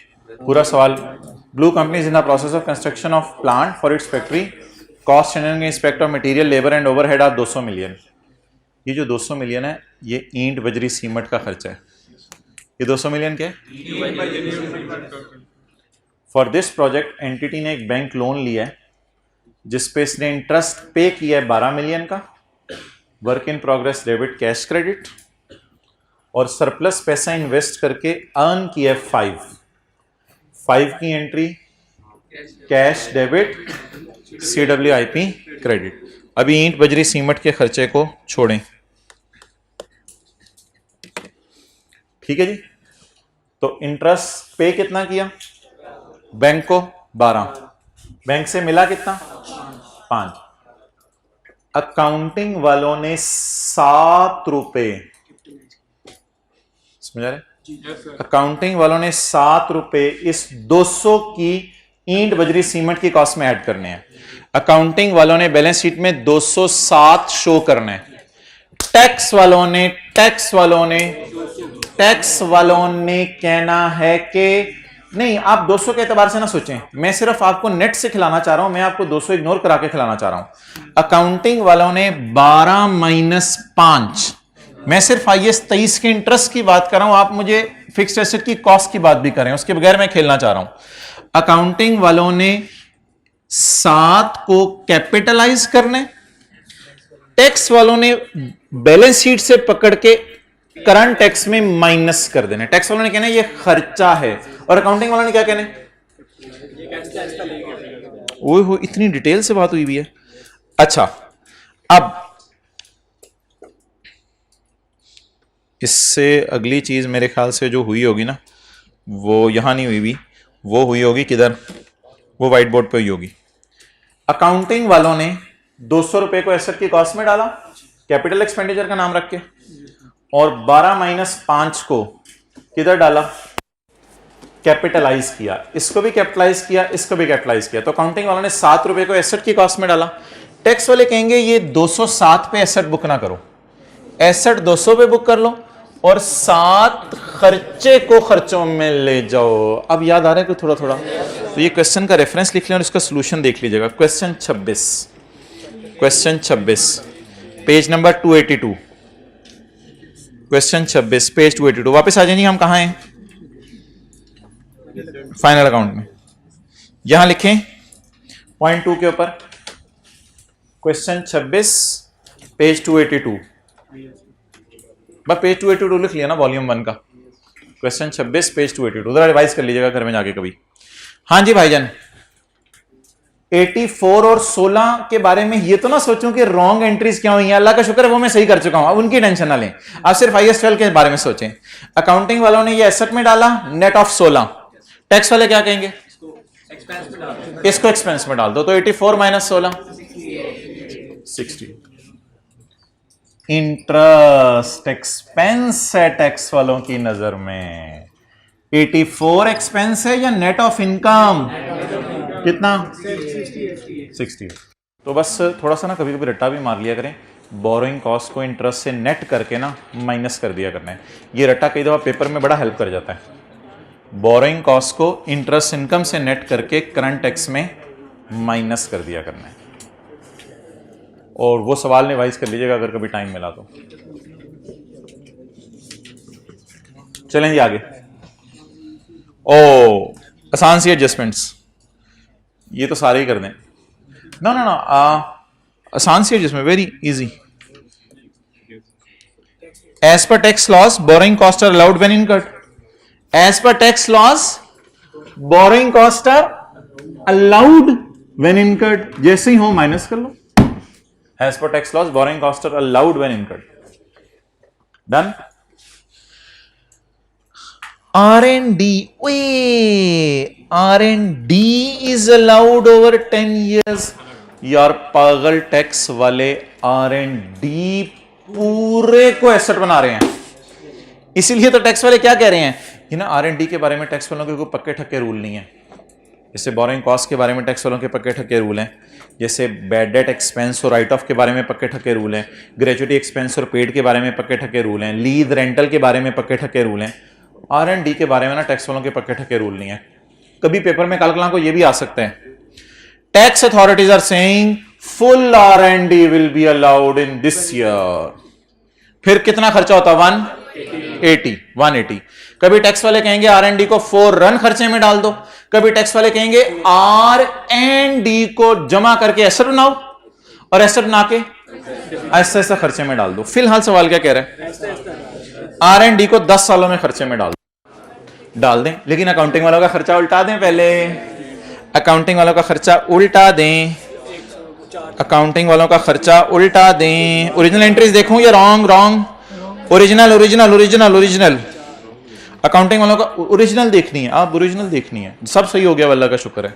अब रेक्टिफाइंग भी नहीं देखनी, रॉन्ग भी नहीं देखनी, अब कौन सी देखनी है, अब सारी चीजें ओरिजिनल देखनी है आपने जी। अकाउंटिंग वालों का खर्चा 60 किस नाम से, रिसर्च के नाम से, और अकाउंटिंग वालों का खर्चा 4 किस नाम से। अकाउंटिंग वालों के खर्चे आपको पता है माइनस हुआ है ये 64, इसको क्या कर दूं, ऐड। 60 क्या है, रिसर्च एक्सपेंस टाइप कोई चीज है, पता नहीं कितना, और अमोर्टाइजेशन, इसको उल्टा दूं, इसकी जगह माइनस क्या करूं। आपके पेपर में हो सकता है ये लिखा हुआ है full R&D is allowed when incurred, फिर क्या कर दीजिएगा 180। R&D is allowed over 10 years। ओ यार मंथ बेस पे पोर्शन ना करने बैठ जाइएगा कि यकम फरवरी को हुआ था तो मंथ बेस पे, फिर जब टैक्स वाले इस तरह की बोंगियां मारते हैं तो फिर वो मंथ बेस पे भी पोर्शन नहीं करते। R&D is allowed over 10 years, बस खत्म। 10 सालों में चुप करके खर्चे में डालो। तो R&D अलाउड कितनी है, 180 ओवर 10, 18। तो अकाउंटिंग वालों की चीजें उल्टानी होती हैं, जैसे अकाउंटिंग डेप्रिसिएशन उल्टाते थे, टैक्स वालों की डेप्रिसिएशन माइनस करते थे, ऐसे ही अकाउंटिंग वालों की R&D उल्टा दें। ये खर्चा था, ये मोटाइजेशन थी, ये दोनों उल्टा दें, उसकी जगह पूरे R&D को एसेट बनाएं और एसेट बना के कोई मुझे टैक्स WDV बता सकते हैं अब R&D की क्या आएगी? Tax WDV excellent 180 minus 18 180 minus 18 और अकाउंटिंग वालों की WDV R&D की 116। बताएं जी टैक्स वाले क्या बोंगी मारे थे? R&D is allowed over 10 year. ये तो बोंगी है, पता नहीं क्या बोंगी है। बहरहाल अगर वो कह रहे हैं तो हमें करना पड़ेगा, लेकिन कब कहां करना पड़ेगा? अपने अकाउंट्स में या करंट टैक्स की वर्किंग में? करंट टैक्स की वर्किंग में।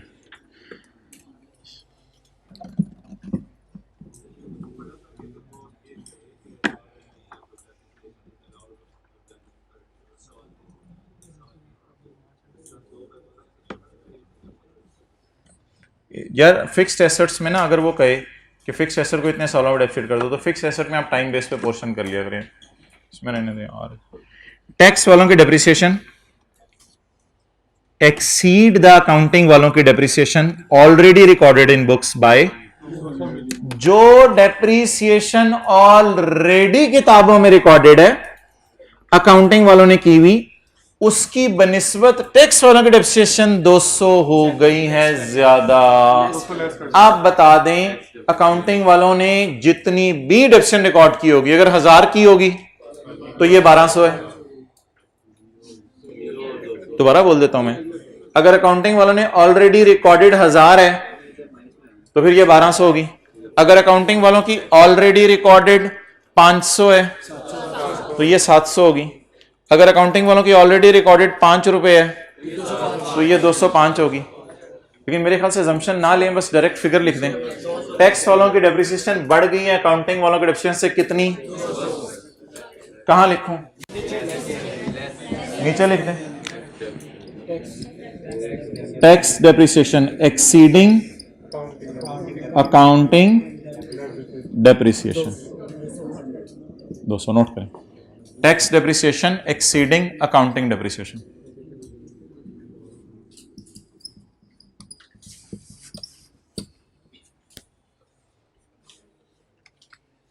डन? ठीक है जी, क्लोज करो। इंशाल्लाह अब ये सवाल कल कंटिन्यू करेंगे।